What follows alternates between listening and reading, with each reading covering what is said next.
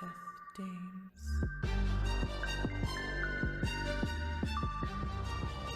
Hello, everyone, and welcome to Death Dames. Hello! Hello! Hello! I hope everyone's having a lovely March. It's still cold. I'm ready for it not to be cold. Yes. Yeah, not a fan Sick of of the it. cold and the snow and all that stuff. No. Oh, God, me neither. No. I don't mind it. I'm just over it. Yeah. Brad was saying to me, he's like, it seems like winter's so long. I'm like, Yeah. it's like 6 months out of the year we have Yeah. winter. It really is, though. Welcome to Death Dames. This is a weather consultation podcast. It's cold and we're sad. We're practicing on how to be old people by having conversations exclusively about the weather. No, welcome to Death Dames podcast. This is a dark humor / science / history / comedy podcast where we take apart everyone's favorite true crime stories and really get into the nitty gritty details. Nitty gritty. Yes, the nitty and the gritty. Yes, all of it. I am really excited for today's episode. I think everyone's going to really enjoy it. We didn't introduce ourselves. Okay. Ugh. We Why did don't it you? before. Why don't you just do this? All right, fine. I'm Kim. I'm your co-host. I'm Allie. And I'm Lila. These are your co-hosts. So, before we get started into today's topic, though, I thought we'll do our usual icebreaker. What is something that made you smile this week? I'll go first. Okay. So, it's a small one, just a little tidbit. But, Is it a baby with a tattoo? no, I wish. No, so, I went out with one of my friends and we got sushi. Ooh. But I do have to say there was a baby. I honest to God, it's always babies. And she was Always so babies. cute. Was the baby eating sushi? Because I feel like that's not very good parenting. No, that's it. I'm consistent, okay? I'm reliable, Okay. okay? So, my thing that made me smile, I had a biscuit for breakfast today. I know that sounds really pathetic. Okay, let me explain the context of it. Okay. So ever since my husband and I went to vacation to New Orleans last year, and we actually drove down the coast, I've just been kind of obsessed with biscuits. You can't get them really good up here though, unfortunately. No. But so I got a biscuit breakfast sandwich today, and it was delicious. Tell me more. It had egg and cheese and bacon. And it was like the really good cheese. Like it wasn't like the gross unwrapped American cheese. Like it was boar's head Plastic cheddar. Ooh. And it was an egg from like a chicken. Not from like Dunkin' Donuts. Right. Not from a microwave. Yeah. Okay. And the biscuit was acceptable for a biscuit made in the northern part of America. All right. Yeah, you're all welcome. I hope you enjoyed my biscuit talk. And Allie. I started playing Kingdom Hearts 3, and it's just, I don't know. Like, I haven't really gotten too far into it. I was gonna say you haven't beaten Kingdom Hearts 2. No, I haven't, because So- I was at a point where I was going to put my head through the TV if I kept trying to play it. And I'm like, you know, I'm just going to take a step back. I'm going to move into the third one so that I don't do something really awful. Okay. And I mean, honestly, the plot is so convoluted, it's not like you really need to pay attention. Yeah, it's very confusing very fast. So, I figured, let's, you guys ready to hear a story? Yeah, Yes. let go. All right, I'll drop some dope knowledge on you. Yes. Yeah. So, we are on episode 5. So That's excited. crazy. Yeah, we've been doing this for a month now. Mm-hmm. And, you know, we have yet to cover a big time serial killer. And I've really been bummed out that we haven't talked about one yet. I mean, we did cover Bathory, but I know, but it ended up being most of it being fake. right. And I mean, after learning more about the politics of Hungary and everything, Yep. I'm not honestly sold that she even did all that. But Nope. Yeah. so I thought, you know, that was like hundreds of years ago. Mhm. Bathory was. So I thought, let's finally cover a modern day serial killer. Ooh. Now, surprisingly, though, I haven't actually heard anything about this guy, which is great because honestly, most of the big time guys, like, they've been heavily covered in all forms of media. Mm-hmm. I mean, we're talking, Gacy, Dahmer, Bundy, Geen.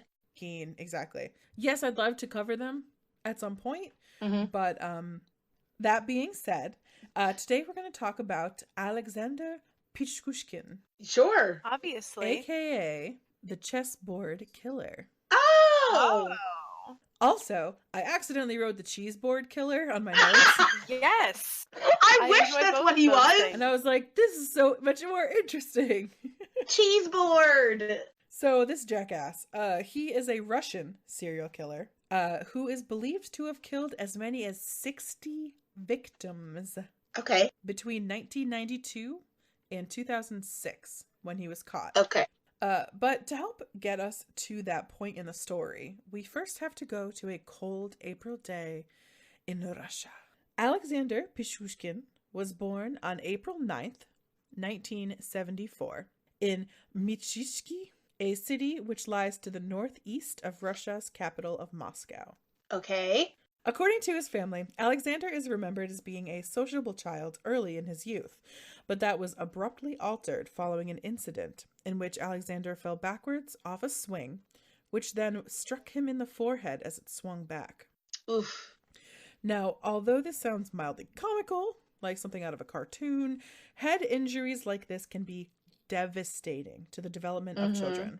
In fact, in a 2014 study done by Vanderbilt University, a link between serial killers and early life head trauma was made, which makes sense considering a large number of the big bads of the true crime world were victims of early on head trauma. In fact, one study done in 2014 as well found that 20% of the 249 mass murder cases done that year could be attributed to a head injury. Wow. Yeah, so I mean, that's a not insubstantial number. No, yeah. Experts on Alexander's case have speculated that this event so seriously damaged the frontal cortex of his brain, therefore altering his impulse regulation and led to a massive increase in aggression. Great! Since Alexander was so young when this occurred, the damage done would have been astronomically devastating, as a child's forehead provides only a fraction of the protection for the brain than an adult's does. After this accident, Alexander's family noted that he would frequently become hostile, impulsive, and violent. After the incident, Alexander regularly received physical and verbal abuse from children at the mainstream school he was attending, and the bullying became so severe that Alexander's mother decided to transfer him from the mainstream school he was in to one specifically for children with learning disabilities. It is believed that the bullying he received served to intensify his rage and hostility. However, Alexander did have a strong relationship with a family member, which was his escape from the abuse, and that was his maternal grandfather. Around the time Alexander reached early adolescence, his grandfather realized that his grandson was highly intelligent, and he felt that Alexander's innate talents were being wasted in the school he was in. Alexander was not involved in any sort of mind-taxing activities at home, and the school that he was in was more focused on overcoming learning disabilities and adapting that way. But Alexander's grandfather wanted him to be in an environment which would promote achievement and foster his grandson's growing intelligence. He was a good grandpa. He was a great grandpa. Oh. In fact, in order to help his grandson, Alexander's grandfather took Alexander to live in his home and encouraged him to pursue intellectual hobbies outside of school in an effort to provide mental stimulation to the aggressive young man. The deepest and longest lasting of these new interests was the game of chess. Alexander was taught how to play, and when his grandfather realized how skilled he was in the game, he brought Alexander to the exhibition games against elderly men who played publicly in Bitska Park. So if you picture, you know how you always see in like movies and stuff, all the old men hanging out playing chess in a park? Okay. So Alexander was an exceptional player, having the mind for the game. This newfound skill finally gave him a channel for his aggression, allowing him to, metaphorically, dominate people on the board in his games. That's foreshadowing. Isn't it? Ooh. It's interesting, this story. You can really see the course of escalation throughout his life. I mean, that's pretty general with most serial killers, though. Yeah. Once the thing happens, you're like, it's all downhill from here. Yeah, I mean, most of the time you could definitely tell when that escalation is ramping up to a frenzy. Well, his is a little bit of a slow burn, but... Okay. Unfortunately, Alexander's happiness would not last long, as in a massive emotional blow to his already fragile sense of humility, Alexander's beloved grandfather passed away. Oh. And there we go. Alexander was then sent back to his mother's home, where he would once more endure aggressive bullying from the local children. The loss of his grandfather greatly affected Alexander, and this led to a pretty heavy bout of alcoholism.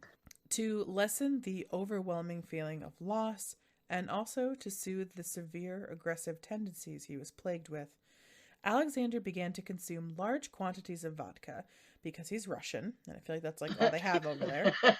Yep. He still continued to play chess, but now, when in the park with the older men, he would partake in vodka drinking, although this undoubtedly affected his skill in the game, which could lead to a drunken rage. Uh-huh. It's almost like anger and drinking are bad together. What? Yeah. You don't say. Especially cheap Russian vodka. Ugh. Always good decisions are made with cheap Russian vodka. Yes. It's around this time when Alexander's violence started playing a more serious role in his life, and he soon began escalating to violence against others, particularly children. Oh. Alexander added a new hobby to his repertoire, but this time one that he kept secret. Apparently, when Alexander knew that he would encounter children, particularly at the park, he would make sure to bring a video camera along. This was not, unfortunately, for making sweet little YouTube montage edits to twinkling royalty-free music playing in the background, or to make, like, Harlem Shake or other challenge videos. Alexander was instead recording himself bully and threaten the lives of the children he met. Not where I thought it was going. Okay. Nope. Yeah. Better than where I thought it was going. Okay. Well, these videos were recently made public, and in one particularly foreshadowy scene, Alexander is holding a young child by one leg upside down out a window. What? Still not where I thought it was going. Okay. Yeah. He doesn't do, to let you know, he doesn't do sexual stuff. That's where I thought it was going. No, Okay. Yeah, no. Okay. At least not that I found in my research anywhere. Still not great. No. But, okay. At that point, Alexander terrifyingly looks into the camera and says to the boy, "You are in my power now. I'm going to drop you from the window, and you will fall 15 meters to your death." Oh my God. Now, it's not known the fate of that particular child, but it is believed that Alexander would watch these recordings that he made in sort of like a self-masturbatory way when he wanted to relive the feeling of control and power he had in those moments. Ew. So I thought this was kind of similar to to when some serial killers would return to the scene of their crimes to relive the experience or go to like a funeral of the victims. Yes. Yep. I mean, in this case, though, Alexander was prepared by actually creating a physical record that he could physically revisit. Right. Unfortunately, like with all forms of escalation, Alexander would soon find the videos to be lackluster. And in 1992, he would move on to a new hobby: murder. In 1992, notorious Russian serial killer Andrei Chikatilo was convicted of killing 53 children and young women over a 12-year period. His story was everywhere. Oh, wow. And Alexander, potentially compelled by some sort of macabre competition with the killer, made the decision to commit his first murder. Oh, great. Good. Yeah. Well, if he's doing it, why can't I? Right. In 1992, Alexander was just 18. And he was in a building with another teenage boy, who he then pushed out of a window to his death. Wow. Alexander was questioned by police when the boy's body was discovered, but ultimately, he was able to convince them that he was not related to the crime and the case ended up originally being declared a suicide. Oh my God. In fact, they did not confirm that this was a murder until Pichushkin confessed to it on a television interview after his arrest. Is this going to be another story where we hate the police? Kinda. Okay. Yeah, I mean, I go into a little bit. Well, just not hate the police, but the police are idiots. Yeah, the police Okay. aren't great in the story. Okay. Because I find with a lot of these serial killer stories, the police are just inept. Not great. Yeah. They're just terrible at their job. Alexander would later say about that death, "This first murder, it's like first love. It's unforgettable." Ew. That makes my stomach hurt. Like, yeah, it hurts. Ugh. So, for reasons unknown, this first murder satiated Alexander's lust for violence up until 2001, almost a decade later, which is wow. Yeah, that's super weird. That's huge in escalation cases. Yeah, wow. It's almost like a BTK, like Dennis Rader, long span in between murders, which doesn't happen very often. No, not at all. Wow. Okay. It's usually like, I did this, I'm gonna do this all the time. Unfortunately, he makes up for it in the future. Oh, great. Well, from 2000 to 2006 when he stopped, I mean, there you go. He killed, what, 60? Yeah. So, from this point, Alexander began preying on the elderly homeless in Moscow's Bitsevsky Park. Many of the victims were friends that he had made while playing chess with them. Oh. Alexander would lure them with the offer of free vodka, of course. Yep. And then, after drinking with them, he would kill them with repeated blows to the head with a hammer or a pipe. He would claim that he wanted to share a drink with them at his dead dog's grave, which would eventually become his trademark excuse. Now, after the death of his grandfather, Alexander did get a dog, which he would often walk in the park, but it's unknown if this is the same dog or if that dog is even buried at the park in question. Oh. And this is bad. What would end up becoming Alexander's trademark or signature was even more unpleasant. Once his victims were dead, Alexander would push the bottle of vodka into the wound in their skulls. Oh, that's awful. Yeah. Yep. Like an empty bottle? Yep. Why? Okay. Originally, Alexander would attempt to conceal the bodies by throwing the victims into the sewers which dotted the area around the park. Some of his victims disposed of in this way were still alive at the time and would end up drowning in the sewers. Oh, God. However, once he developed his disturbing signature, Alexander would instead leave them in the open, displayed to all. Well, isn't that nice? Although he preferred the homeless population, he did eventually start targeting younger men, children, and women to broaden his victim pool. Okay. He would always attack from behind in order to take the victim by surprise, and also to avoid spilling blood on his clothes. Oh, well, at least he took care. I mean, that to me sounds legitimately horrifying. Yes! Yeah. This guy sneaks up behind you and bashes you with a hammer and you're done. You're done. Oh my God. You And, never like, even what see is it coming. What does that say about him that, like, he can't look them in the eye as he does it? I mean, obviously murder's bad, but like you can tell how little regard he had for human life. And he didn't give a shit. Jam the vodka bottle into their... He literally didn't care. Like, he literally couldn't give two shits. Right. In a quote he made about the process, Alexander said, "In all cases, I killed for only one reason. I killed in order to live. Because when you kill, you want to live. For me, life without murder is like life without food for you. I felt like the father of all of these people, since it was me who opened the door for them to another world." Ugh. In his twisted view, Alexander thought of himself as a god who decided who lived and who died. Of course he did. It's a common thought of a sociopath. Yes, I can't. Told you this one's rough.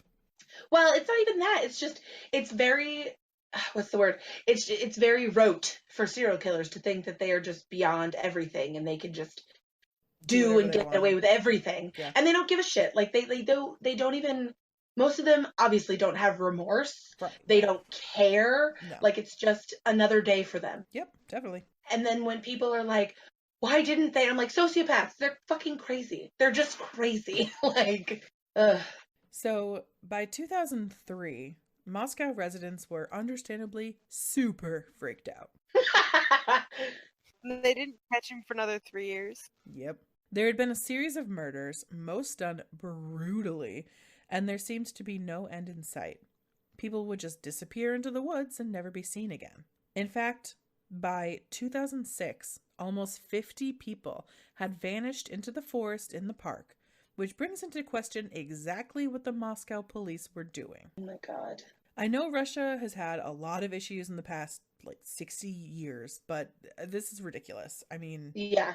50 people go missing in one park. And nothing. This Also- is very similar to the Willie Picton case. A little bit. Question. Not as bad, but yeah. No, Why are but people still going to this park? I mean, Moscow is a huge, huge city. I mean, we're talking if there were 50 disappearances in Central Park, people would still be going in New York. Right. You know, it's stupid, and you can say that's ridiculous. Why are people doing that? But it makes sense. But people do it. Yeah. I mean, I know. And two, I mean, for the people that he's luring into the park, it's probably people who have, substance abuse problems, homeless. Yes. Mm-hmm. That's why a majority of his victims were homeless, because you say, hey, I've got a bottle of vodka, let's go to a party. Yeah. Elderly as well, right? Yeah, usually elderly. What did they have to lose? Right. Or, I mean, again, if you're an elderly homeless person, you're probably, you have no one. Well, that's what I mean. You have nothing to lose. Why not just go and do something? Yeah, just get some, dull the pain with some vodka. That's so sad. Okay. It is. The media at the time went wild. They ended up nicknaming Alexander the Bitsivsky Maniac and the Bitsa Beast. Yeah, he was named after the locations that his victims would disappear in. Mm-hmm.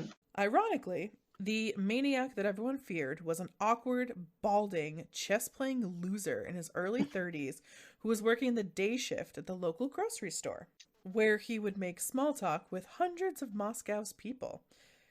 No one knew that while they were undoubtedly complaining about the weather, they were talking to the very monster that preyed upon the people of Moscow. In fact, after he was captured, many of Alexander's co-workers from the store would describe him as quiet, perhaps a little strange, but nothing to worry about, which is what they all say. Mm-hmm. Yep. No one thought him to be dangerous. That is, until the death of Alexander's final victim, 36-year-old Marina Moskalyova. I did that one okay. I'll never repeat it again. No, that was I'll good. never be able to do it again. I have to say it at least 3 more times. In a strange choice on his part, Alexander invited Moskalyova, a co-worker at the store, to go with him to, shockingly, visit his dog's grave in the woods. Oh, God. Uncomfortable with the request, she told her son where she was going, just in case. Oh, okay. Not sure why she went with him in the first place. But we digress. Yeah, I mean, I'm not victim blaming. I'm not. But no, this is one of those situations where you need to remember to use your instincts. Yeah.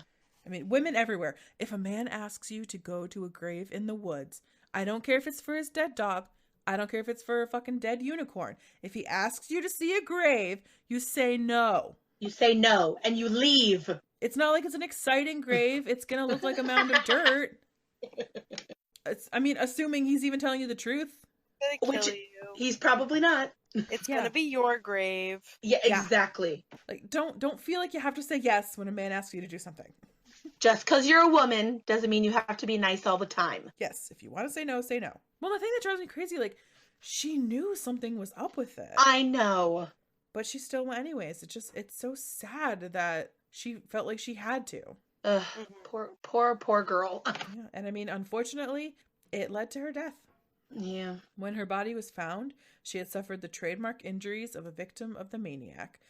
But one thing that she did have that the others did not was a ticket stub from the Moscow Metro.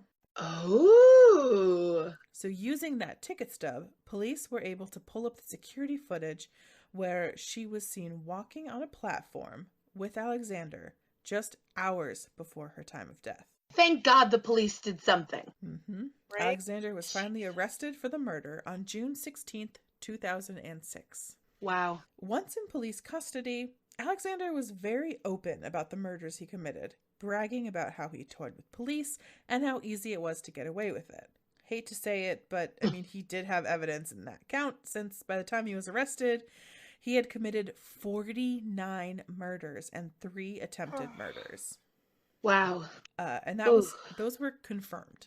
Really? Yeah, those were confirmed kills. So the other, like, say they say like 50 to 60 or whatever, those are just I get into it. I get okay, into it, okay. yeah. Okay. So Pichushkin even led police officers to the scenes of many of his crimes and then would reenact them in great detail. He was bold. Yeah. It ended up demonstrating a disturbing ability to remember specific details from his kills. But the most disturbing piece of evidence was found in his home. Oh God, what did he keep?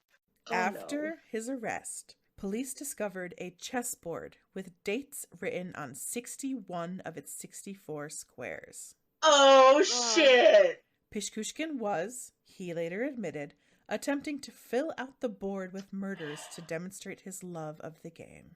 Oh my God. He was apparently very disappointed that he was caught before he could complete his self-ordained mission. Well, darn. However, he did later state that it was likely he probably would have continued killing after the chessboard goal was complete had he not been stopped, which I'm sure he would have. Yeah. You don't just like stop. No. That was just something to keep track of along the way. Yep. Upon psychological investigation, experts ended up determining that Pichushkin was sane but suffered from antisocial personality disorder and narcissistic personality disorder, both of which are symptoms of a sociopathic personality. How strange. That, tied with the early brain trauma he experienced as a child, was believed to have been the cause of his murderous rampages. I don't know if I believe that. So, despite the date references on the board, police were only able to charge him with 51 counts of murder and attempted murder. So that's the 49 confirmed kills and the 3 attempted And the murders. 3. Okay. I mean, hey, that's still a lot. I'm okay with that. And also, unfortunately, some of his victims were never found. Yeah.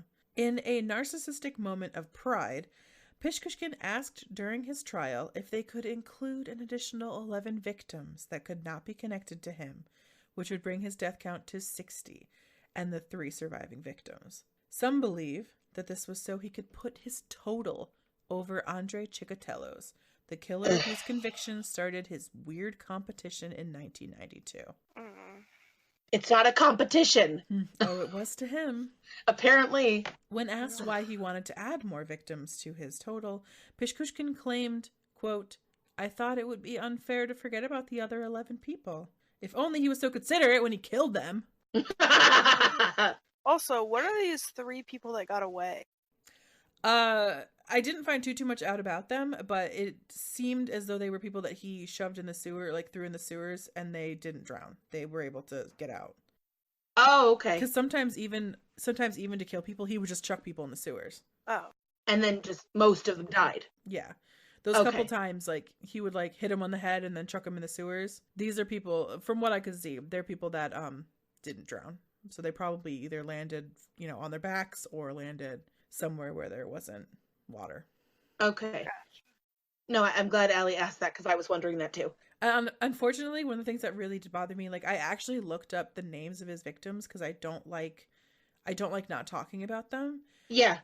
But unfortunately, there's not a lot about the specific victims. It doesn't really go into it. The only one we really know is the final woman. The final woman, exactly. Yeah.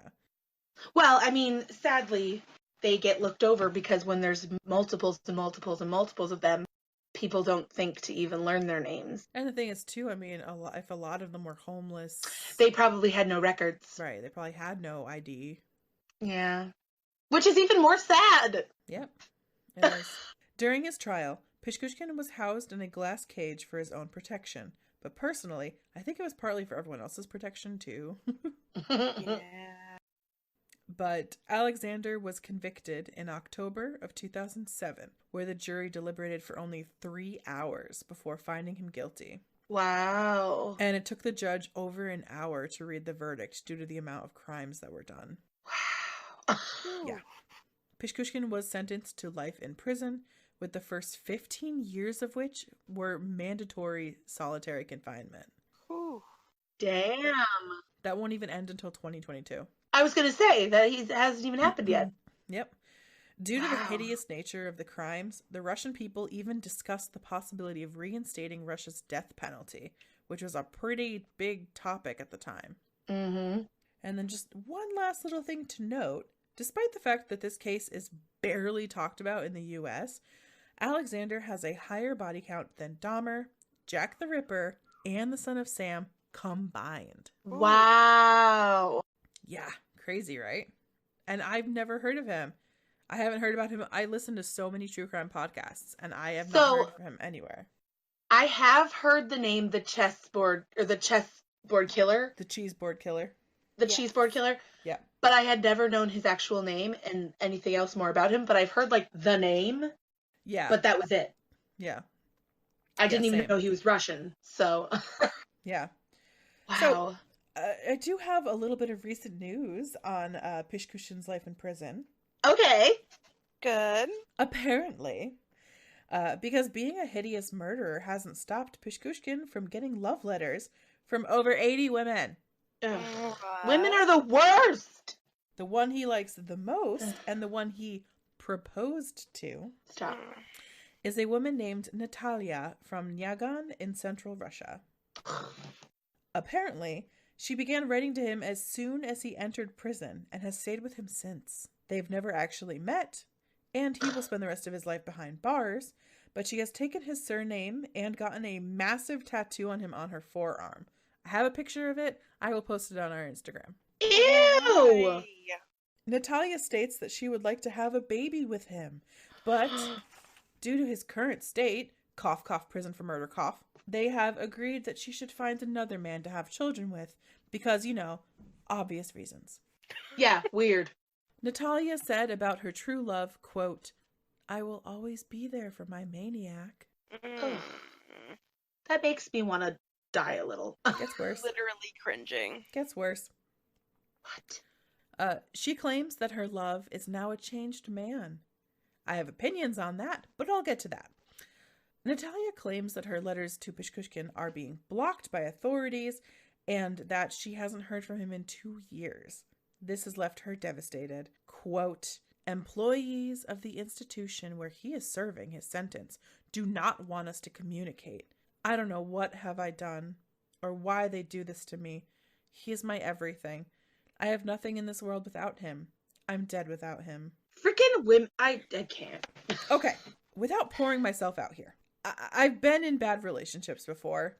Mm-hmm. I know it's easy to play make-believe. Oh, he's changed. He's fine now. Everything's gonna be fine. It never is. Okay? Like, first of all, he's probably ghosting this woman. Like, solitary confinement. she hasn't heard from him in 2 years. She's calling it a big conspiracy. He's probably just ghosting you. Like, he's not a good person. You've been ghosted. God. He's probably like, oh, God, she's too serious. I don't know. She wants to have like a baby with me. Oh, God. I have 79 other women messaging me. And they're younger and hotter. Wait till, and you guys, I'll show you, I'll also post pictures of him. He's not good looking. His face constantly looks, okay, you know, like when you leave a piece of paper out and like water gets on it and like it warps the paper so it's all like wiggly and weird. That's what his face looks like. His face looks like wet paper. No. True. It does. No. I was trying to find a picture of him where his face didn't look, because I was like, well, maybe it's just a weird angle. Maybe it's a weird angle. Maybe it's lighting. His face just always looks like it's got rivets and divots in it. I don't understand. It does. It really does. I don't understand it. Unfortunately, Natalia is undoubtedly suffering from a real condition known as hybristophilia, which is sort of like I guess you can kind of call it's kind of like a fetish-ish, but it's in which the person sees a cruel man and they think they can fix or nurture them, turning them into the, quote, perfect man for them. Right. Yeah, like another view of this would be women who fall in love with serial killers. I was just going to say that. Yeah, who purposely seek out relationships that cannot be consummated due to insecurities or a prior bad experience in love. Right. Tired of your man cheating? Guess what? He can't cheat in prison. Nope. Tired of you don't want him leaving you? Guess what? He physically can't leave. He's in prison. He has nowhere to go. He can still ghost you. Can still ghost you. Unfortunately, in Natalia's case, this is kind of consistent with her having that medical condition, as she started writing to him almost immediately after the end of a very violent marriage. Oh, it's a pattern for her. Her husband was very abusive and would beat her constantly, and he also would cheat on her with her close friends. Yeah. Oh, are they really your close friends? Yeah, I was gonna say. Yeah, I mean, probably not anymore, but... Them ain't no friends. No. Yeah. After her divorce, Natalia stated that, quote, I was trying to forget about it by getting myself drunk. Sometimes it was going on for days, weeks, months. Everything changed when they showed him on TV. Ugh. It's like, Natalia, like, girl, you were worth so much more than this guy, than this soggy napkin face. You don't need no man. Like, and it just sucks, because, like, I've been there, you know, like, abuse really messes with you, but there's a light at the end of the tunnel, you know, like, don't waste your life on a man who doesn't deserve you. Not for her. Yeah, that goes for anyone. I mean, don't waste your life with Yeah, don't fucking waste your life. No. I don't know, whatever. Preaching rant over, but I just, like, I've been there. I've been in situations where you think this is what I deserve, and it's not. It never is. But anyways, so Preach. So that is the story of the chessboard, aka cheeseboard killer. Oh gosh. Oh, cheese board. So, thoughts? Allie, do you want to go first? Crazy. It's crazy. Right? Like, can you just imagine walking in the park and then that's literally it? And, like, that's just it for you? Right. Or, like, walking in the park and waking up in a sewer? Yeah. Yeah. Right. Like, that, I think, honestly, what the hell? I think that's the worst part of all of it. Like, the vodka bottle in the head's fucked up, but it was post-mortem. Right. I can't imagine, like, drowning in a sewer sounds like the worst way to die. Oh my god. Yeah. Because drowning in itself sounds horrifying. But on top of it, you're literally drowning in, like, shit and piss. Well, and probably inches of it. Yeah. Not feet. Like, this is like, this is the worst possible type of drowning. You're drowning in it because you can't get up. Exactly. Like, Yeah. that sucks. Is And, crazy. okay, so fun fact, not a fun fact, it's really messed up actually. I love serial killers. Unfun fact. Unfun fact, it's actually really terrible. But when I was young, I used to print out information about serial killers and then read them in my own time. I think the worst part for me in serial killers is just the no giving a fuck. Yeah. Well, that's the sociopathic tendency. Right, exactly. Yeah. And that's the part obviously most people don't relate to.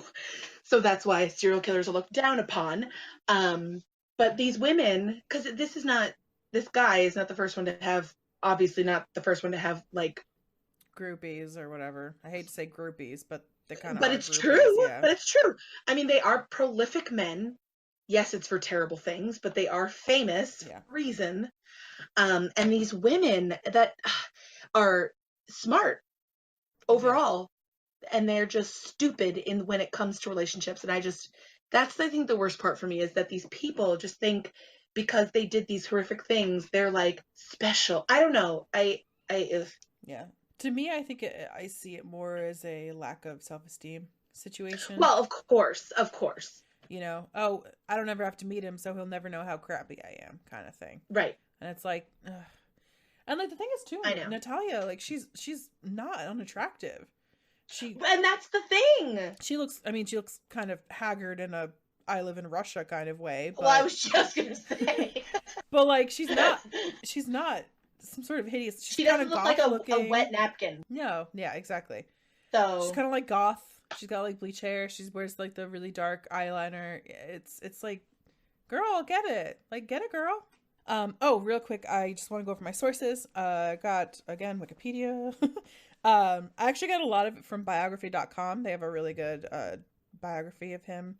Okay. I also got some stuff, obviously, on biography.com. I also got some stuff from All That's Interesting, news.com/au, and BrainThink. They wrote a really, really cool article about the effects of brain trauma on serial killers. So I got it from that. So, Allie. Yes, I have some research for you. Would you like to hear it? I would love to hear it. So Allie's research topic was chess and like the history of chess. And I kind of tried to get into how to play chess, but then very quickly realized that without physically showing you something, it gets very, very confusing very fast. Yeah, the original research topic was just like how to play chess, so like rules of chess. And Allie was like, I can't, it's an audio podcast. It's audio format. It doesn't really... Just wait until I try to describe what the pieces look like. Yeah. So the horsey guy... Yeah. This one looks like a boob. This one also kind of looks like a boob. Most of chess looks like boobs. Looks like boobs, yeah. All right, well, I mean, I'm ready to learn the history of Me chess too. that Me too. created 60 killings. Yeah. All right. So, chess is played with 2 players. Each have 16 pieces on a board with 64 squares that are arranged in an 8x8 grid. 64 squares. Yeah, almost like we just talked about that or something. Weird. How strange. So each person has 16 pieces. They have 1 king, which is the biggest. There's 1 queen, that's like the second biggest. I didn't know how else to describe them. Without describing them all as towers, it's very difficult. I mean, yeah, they're kind of all vaguely towery, except the horse. Yeah. Knight, whatever. So there's 1 king, 1 queen, 2 rooks, which actually look like towers. They have the little squared off tops. Then you have 2 knights that are little. Those are the ones that look like the little horsies. Horsies! Horsies! Then you have 2 bishops, which are the, like, almost phallic-looking towers with, like, a notch in them. Like, I don't know how else to describe. They all have that weird cut in the top of them. No, you're right.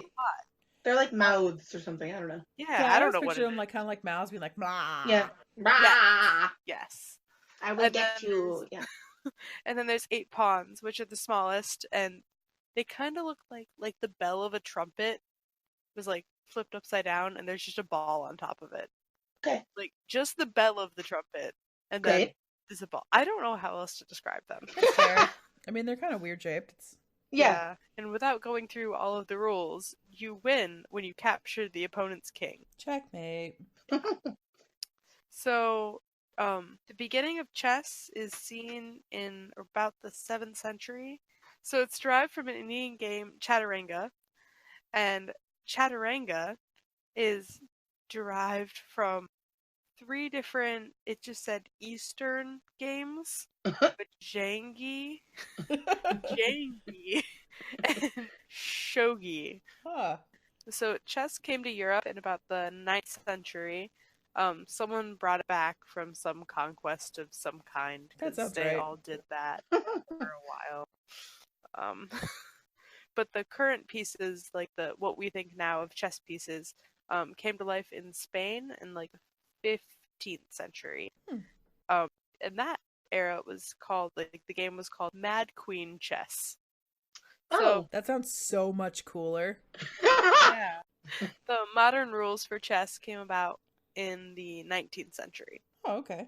So some fun facts about chess. Casual games usually last from 10 minutes to 60 minutes. Wow, that is a fun fact. Yes. It's more like 10 minutes when Sarah and I play, because for some reason she's, like, super good. Oh, really? Yeah, but, like, I've seen them last up to an hour. Like, I think I've played some games that have lasted a while. Speed chess games, like, you know, the games where they have the little timer on the side? Yeah, and they click it, and then it's the next person's turn. And I can't even, like, figure out what's going on, and they're already, like, 3 moves ahead. Those last about 10 minutes, but sometimes tournament games can be upwards of 6 hours. Whoa. Ugh. Yeah. That's... Yeah. No. That's like Monopoly. Like, no thanks. Yeah. Oh, I love no one Monopoly. ever finishes Monopoly. I love Monopoly. I honestly don't think like I've Monopoly ever played... too. I don't think I've ever finished a game of Monopoly, honestly. Yeah. I own like 10 versions of it. I know. I got you one of them. I know, you did get me one. I don't know if they call it FIDE or FIDE. It's an acronym it's a French acronym. Okay. That translates to World Chess Federation, which is a lot easier than the French that I'm not going to say. Mm-hmm. It's fine. The first world chess champion that they had was Wilhelm Steinitz. Yep. And the current chess champion, like current as of February 1st, 2019. Oh, wow. Is Magnus Carlsen. Magnus. Yep, but that's what I got about chess. All right. Very interesting. Yeah. Cool. Didn't know a lot of names I chess can't could actually be interesting. Really? No reference to Wizard's chess? I'm surprised. I know. I didn't want to open that can of worms. Okay. Why? We've got worms. Because I know, we have so many worms. Oh, why did I say that? We've got worms. We've got worms. We have all the worms. Okay, so in Wizard's chess... Okay, no. No, you already had your chance, and you lost it, so... Yep. You get no Wizard's chess now. I'm taking it away. I could probably go on for like 45 minutes taking about that Wizard's away. Chess, so we're not going to do that. An entire Wizard's Chess podcast. Here, we'll do this. What's everybody's house? Obviously, I'm a Ravenclaw. I'm Gryffindor. Really? Yeah. You are like textbook Hufflepuff. I know, right? Well, all the little testy things that I've done on like the interwebs. The testies have made me Gryffindor. Huh. I know. I'm textbook Slytherin. Obviously. Everyone around me is a Slytherin. You're a Slytherin. Isn't Brad a Slytherin, or is Brad a Hufflepuff? No, my husband and I are both Slytherin. That's what I thought. Yeah, we're steadily building a Slytherin household. But anyways, yeah. All right, so do we want to have any discussion, or... I don't know what there is to discuss about chess. That's fair. I feel like that's what Allie's research was. Okay, Allie, never mind. We're going to scrap all the research you did, and we're just going to talk about cheese. Okay. I can do that. I could talk about cheese for hours. Honestly, I took cheese classes. Yeah, that's literally my job. I know. Cheese merchant. Why don't we talk about cheese more often, Allie? I actually legitimately want cheese right now. I have mac and cheese downstairs that I made. I might just get some Gouda out of my fridge. So, good segue into this week's bitch banter. Oh, really? Bum, bum, bum. So, this is not in topic with really anything we've been talking about. But sometimes, when we, like Kim said previously, when there's really a lot of dark, gross shit, sometimes it's better to just fill your life with happiness. It's true. And cuteness.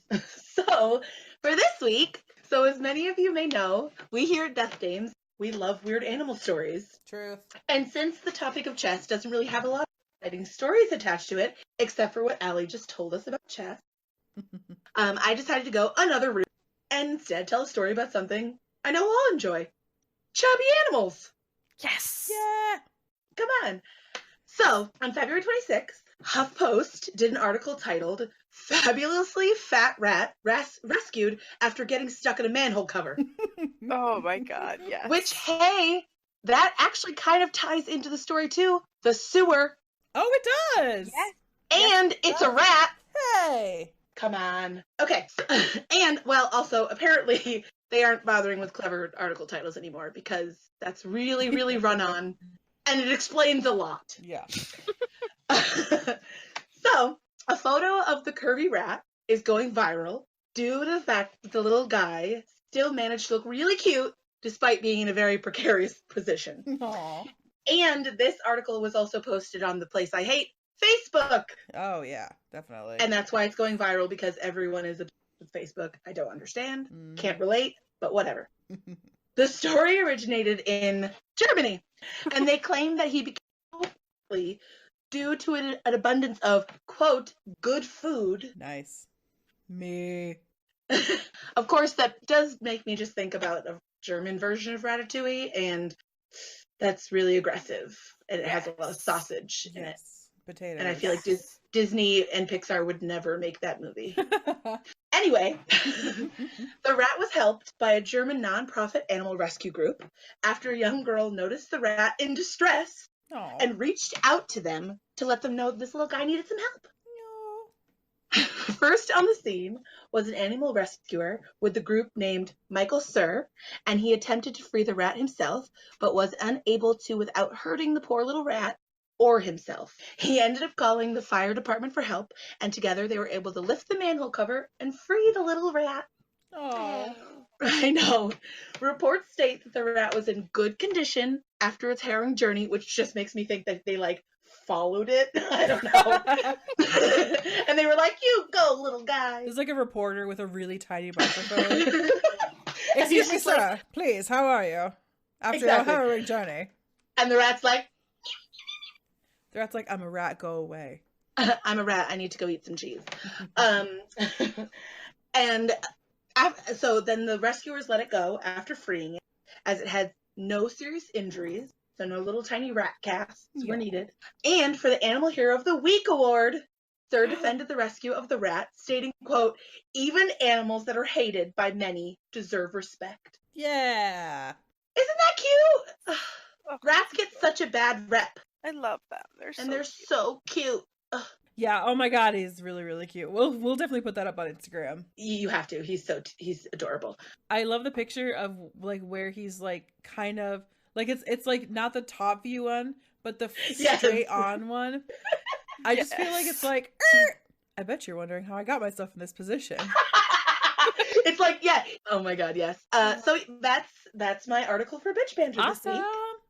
Yeah. Oh my god, I love rats so much. I know. They're so cute. My husband and I, we talk about we used to have rats. We had rats years ago as pets, and we talk frequently about getting them again. But the problem is they're just, it's too sad. Yeah, they don't live long enough. It's so hard to bury a pet every 2 years. It's sad. Yeah. But yeah, so it did kind of tie in. It did actually. Manhole covers. It's kind of funny. Somehow it's all of ours have not really, but kind of related, I guess. But kind of. It's oh, that actually kind of worked. Yeah, right. All right. Well, thank you everybody so much for hanging out with us. I hope you had a great time. Thank you. I hope you all enjoyed our first serial killer story. We did. I did. Good. Glad to hear that. So, hey, if you like us, just throwing this out there, follow us on Twitter @DeathDamesPod or on Instagram @DeathDamesPodcast, where we post pictures from the stories we cover. So if you ever wanted to find out a little more, or if you want to see Alexander Pichushkin's wet paper towel face, you can definitely do so.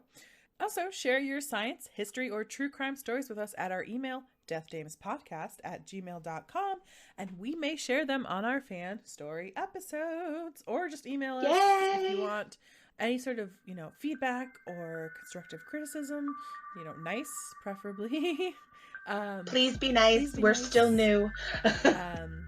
Yeah, so if you liked this and want to hear more, please consider subscribing or following, leave a comment, rate and review, and share with anyone you think would like our weird podcast. Thanks again. Remember, smart is sexy. Bye. Bye.